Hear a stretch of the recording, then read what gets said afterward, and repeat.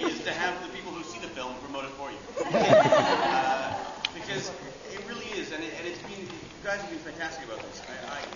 It's just so, it's so nice to have made something like this and then have you guys run with it. I mean, literally, for people who don't know about this, people online have been making posters and T-shirts and hats and buttons and things. I have no idea what they are, and have been passing them out at screenings and such. And it's just, I'm absolutely flabbergasted, as you can probably tell.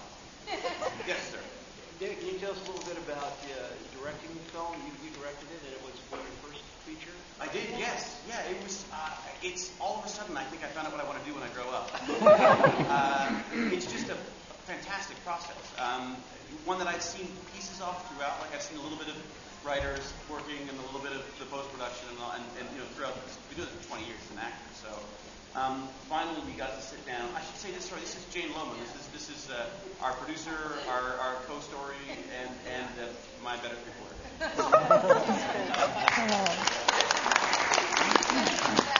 and we're here today because of Jane. Jane has been fantastic about making sure that everyone knew about it. I want people to see the film because I'm just so proud of it. You got it right there. But I'm an actor. Jane might.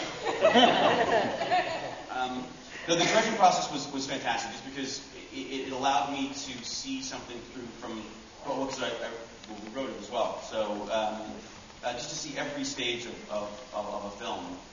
I up until now, I just always assumed that when the actor showed up, it all started. Which apparently is not the case. In fact, all the work happens after they've left, and all the talking happens after they've left, too. So it was definitely something. And the other thing is that the technology and the distribution channels and such are available now, more than ever before. If you want to make a movie, make a movie. It's so doable. It's so doable, and the worst thing that holds you back on these things is you think it's got to be brilliant. Obviously, you do your best to be brilliant, but you just got to do it. And you start today, sit down, start writing it, make the movie, because I'm telling you, it changed our lives. Like, it's so much fun. And then don't come and ask for money when you don't have it. Because we won't have any either. Yes, sir. What was the hardest part? I think they say a film is never finished, it's abandoned. That's the hardest part. Jane was like, no, we're done. We're done. You're finished with sound. I'm like, no, there's a few more. Well, there's things you always want to tinker with, but... There's never enough money and there's never enough time. But I think that's part of the creative challenge as well. Yeah, as a producer, that's what I kept telling him anyway, is that's the creative challenge, is you can't have more time, you can't have more money, so how are you going to do it? Make it work. And it brought some, it inspired him, I think.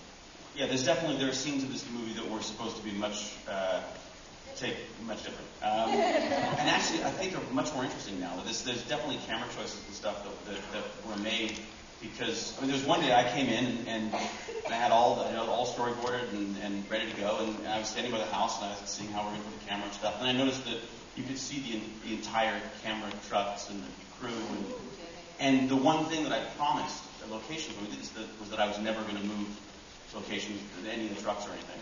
So literally in the morning I'm like, okay, so we're not looking that way, we're looking this way now, and had to change everything. Although if you do want to get people to move trucks, threaten salmon streams. That we had a truck a crane back perilously close to a salmon spawning stream. You have never seen production vehicles move so quickly. We were out of it. Like everyone was moved for like a tow truck to come in seconds. So first-time filmmakers, carry a live salmon with you, and a small caliber handgun, and threaten its life whenever they tell you because everything moves. It moves, heaven and earth. So, yeah, I guess.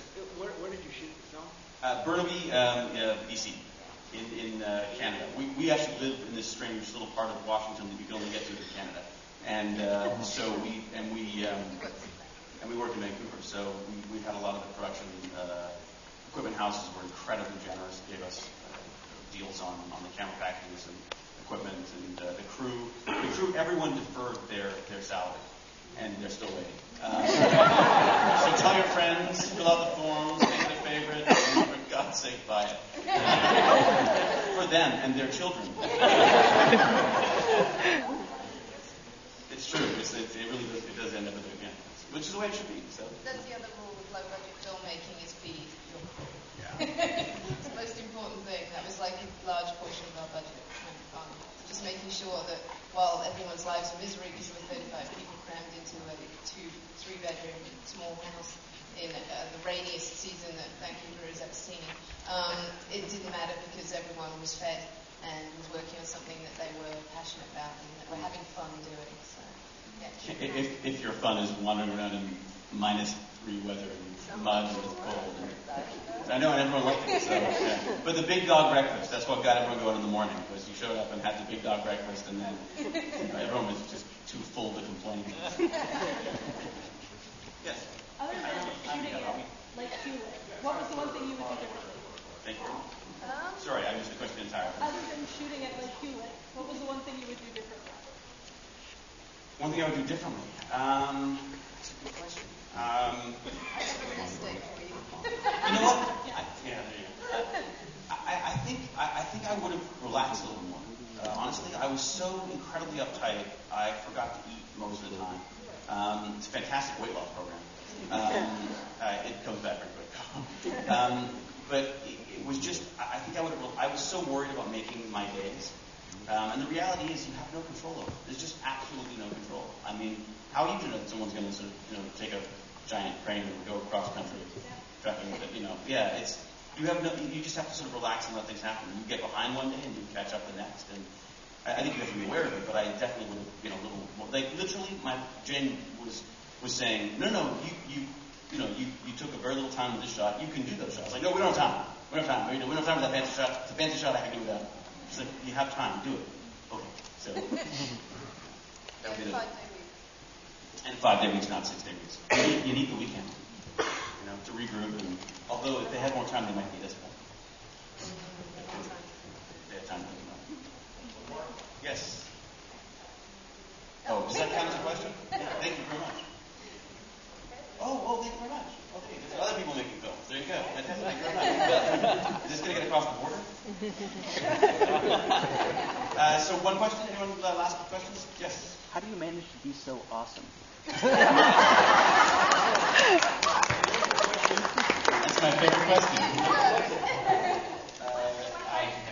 Sorry. Yes. Oh. I'm afraid David's pet hate is the word awesome, and so just to wind him up one day on the DVDs for Stargate Atlantis, the writer-producer Martin Guerrero kept saying, "David, how are you so awesome?"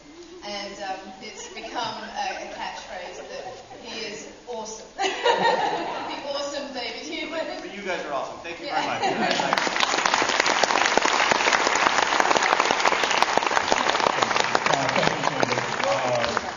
We're going to get right to it. A dog's breakfast.